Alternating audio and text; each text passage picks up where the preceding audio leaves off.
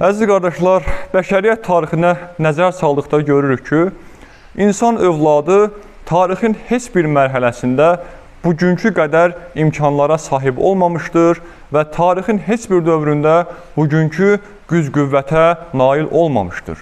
Və həmçinin nəzər yetirdiyimizdə onu da görürük ki, bəşər övladı heç bir vaxtda bugünkü qədər mənəvi boşluğa düşməmişdir. Və həqiqətən də ətrafımıza baxdıqda insanların nə qədər çox mənəvi boşluğa düşdüklərinə şahidlik etmiş oluruq.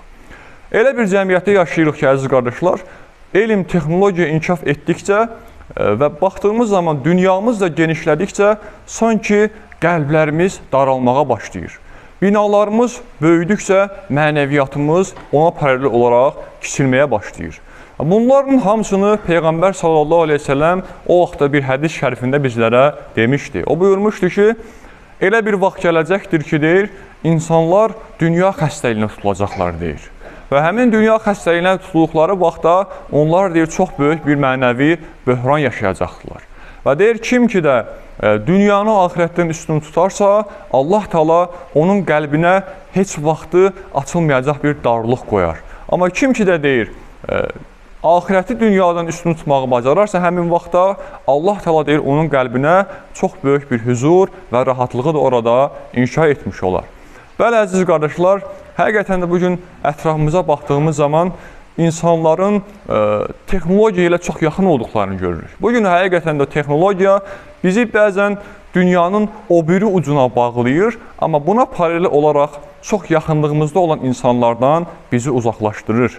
Məsələn, bugün bir çox insan normalda boş vaxtlarını dostları ilə keçirərdisə, deyib gülərdisə, söhbətləşərdisə, amma bugün baxırıq ki, həmin texnologiya ilə bir arasında bağ qurubdur və həmin bağ onu din qardaşlarından, dolayısıyla cəmiyyətdən də uzaqlaşdırmış olur.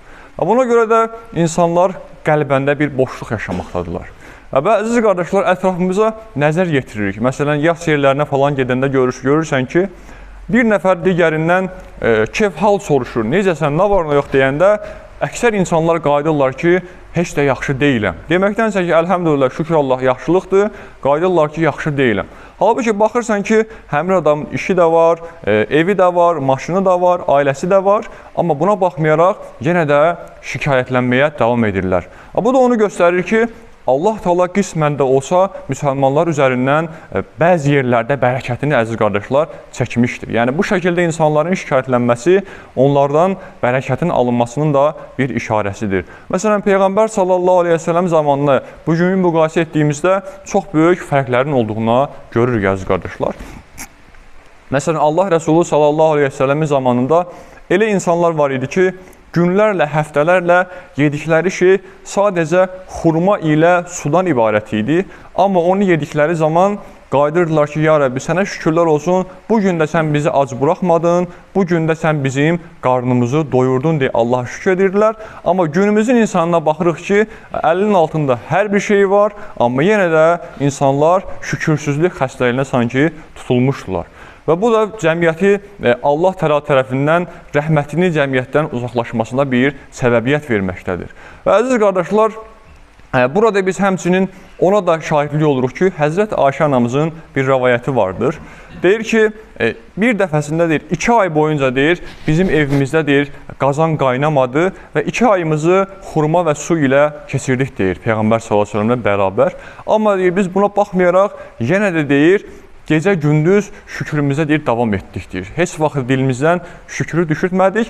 Bundan sonra deyir, Allah Taala bizə bərəkət verdi və həmin bərəkət ilə Peyğəmbər sallallahu aleyhi ve sellem İslam dövləti qurdu və həmin dövlətin başına keçdikdən sonra bir hakimiyyət Allah Taala ona bəxş etmiş oldu. Və Peyğəmbər sallallahu aleyhi ve sellem o şükrü dilindən düşürtmədiyinə görə həmçinin günümüzə qədər də bu qədər insanın sevgisinə nail ola bildi. Yəni ona görə də cəmiyyətin birlik bərabərliyini gücləndirən əsas amillərdən biri də şükür etmək, davamlı halına Allah Taalaya təşəkkürünü bildirməkdir. Məsələn, əziz qardaşlar, biz burada baxmış oluruq ki, günümüzün insanı isə müqayisə etdikdə, günümüzün insanı isə baxırsan, soyuducusu ağza-bağız dolu olur, əti var, nə bilim, südü var, qatığı var, hər bir şey var, soyuducu ağza-bağız doludur.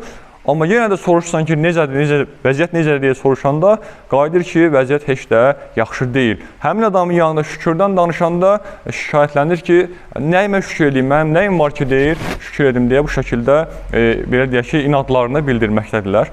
Ona görə də əziz qardaşlar, burada bir problem vardır. O problem nədir? O problem də gözün doymamasıdır, nəfsin doymamasıdır. Məsələn, Peyğəmbər sallallahu əleyhi və səlləm dövründə insanlar aza qane olurdular və aza qane olduqdan sonra gönül zənginliyinə sahib olurdular, qəlb zənginliyinə sahib olurdular. Ona görə də onlar aza şükür etməyi bacarırlar. Amma günümüzə baxdıqda isə insanların çox şeyi vardır, amma bərəkət qalxdığına görə onlar şükürsüzlük xəstəliyinə tutulmuşdular sanki.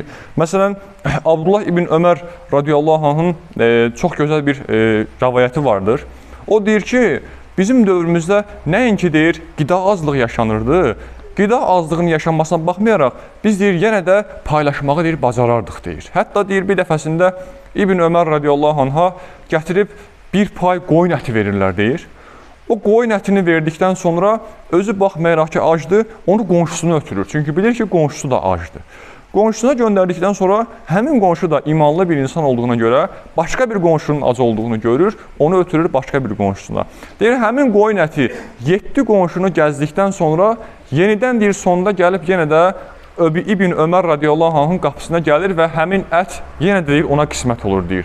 Yəni, görün əziz qardaşlar, bu insanlar nə qədər böyük bir qəlb zənginliyinə sahib idilər ki, qonşuluq haqlarını bu şəkildə, belə deyək ki, gözətirdirlər və beləcə bir-birləri ilə ac olduqları halda belə paylaşmağı deyir, bacararlar. Amma günümüzdə elə bir insan modeli formalaşıb ki, həmin insan sadəcə özünü düşünür əksər hallarda, mənim nə bilim filan şeyim yaxşı olsun, mən ən qabaqda olum, mən ən öndə olum, mənim bütün işlərim yaxşı geçsin deyə başqalarını düşünmür. Amma Peyğəmbər sallallahu əleyhi və səlləm nə deyir?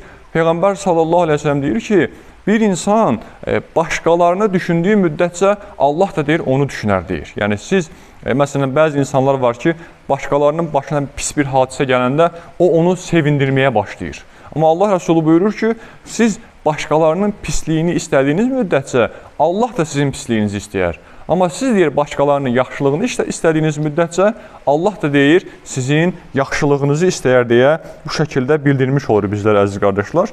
Ona görə də bir digər məsələ də onu qeyd edək ki, yəni günümüzün insanına baxdığımız zaman günümüzün insanının imkanı artdıqca onun huzuru azalmağa başlayır. Yəni günümüzün insanına baxırsan ki, hər şeylə əlaqə qurubdur, gedib yəni kosmosa çıxıb, nağarıb, eləyib, amma öz mənəviyyatı ilə əlaqə qurmaq nisbətən həmin insanın yadından çıxmışdır. Yəni həmin insanın Allahla əlaqəsi unutmuşdur və Allahla unutduğuna görə Allah da bərəkəti həmin insanların həyatından çəkib almışdır. Ona görə də bu böhranın, mənəvi böhranın artdığı bir dövrdə unutmamalıyıq ki, Qurani-Kərimin bir ayəsi vardır. O da bundan ibarətdir ki, qəlblər yalnız və yalnız Allahı zikr etməklə rahatlıq tapar. Yəni biz əgər rahatlıq tapmaq istəyiriksə, mal-dövlət dolayısıyla qaçmaqdan daha çox Allahı zikr etməliyik ki, bu şəkildə rahatlığımız da bizə gəlib qovuşmuş olsun. Ona görə də əziz qardaşlar, bugünün insanına baxdığımız zaman, yəni həmin insanlar buludların üstündə uçmağı öyrəndilər,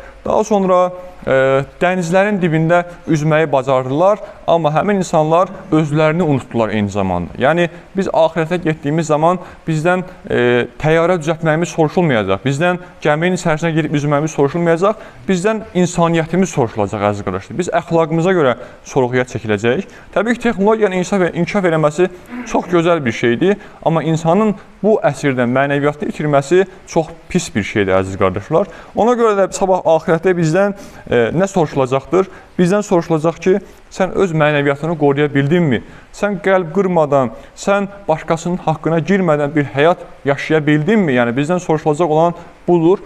Ona görə də əziz qardaşlar, sonda onu deyək ki, unutmamağımız lazımdır ki, dünyada ən böyük kəşf eləmək, kosmosu kəşf eləmək deyil, dünyada ən böyük kəşf insanın daxili aləmini kəşf eləməsidir. Və bu daxili aləmini kəşf etdikdən sonra, əgər insan kosmosu kəşf eləsə, böyük texnologiyalar kəşf eləsə, əgər onun mənəviyyatı yoxdursa, həmin insanın kəşf elədiyi yalnız atom bombası olacaqdır. Yəni, bəşəriyyətin məhvinə sürükləyəcəkdir o insanlığı. Amma insanın əgər əxlaqı yerindədirsə, insanın mənəviyyatı düzdürsə, o insanın kəşf elədiyi hər bir şeydə bir bərəkət olacaqdır və həmin kəşflər də insanlığın xeyrinə doğru irəliləyəcəkdir. Ona görə Allah Taala'ya dua edək ki, Uca Rəbbimiz bu axır zamanda qəlblərimizi bir-birinə sevgi ilə bağlasın və Allah Taalaya dua edək ki, bu zamanda imanımızı qorumağı nəsib müyəssər eləsin və Allah Taalaya dua edək ki, birlik bərabərliyimizi daimi eləsin inşallah.